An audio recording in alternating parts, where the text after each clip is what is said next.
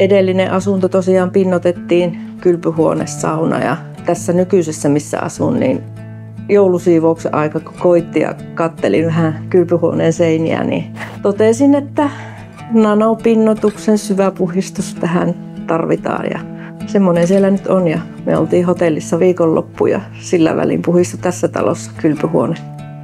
Hetihän se oli niin kuin olisi uusi kylpyhuone ollut, että kyllä se oli ihan huomattava ero edelliseen. No ylläpito on nykyään helppoa, että hanat saa kiiltämään kun vähän hihalla kiillottaa ja tosi helposti lähtee kaikki. Ei pääse likaa pinttymään laiskemmallakaan siivoojalla. Helppoa ylläpitää. Tämmöistä käsittelyä suosittelisin oikeastaan kenelle vaan.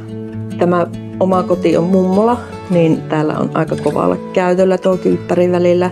Varsinkin lapsiperheet, heille varmaan aika hyvä. Kaikki sujuu just niin kuin oli sovittu. Aikataulut ja hinnat ja kaikki työn jälkeen myöten oli just niin kuin sopimuksessa oli alun perin sovittukin.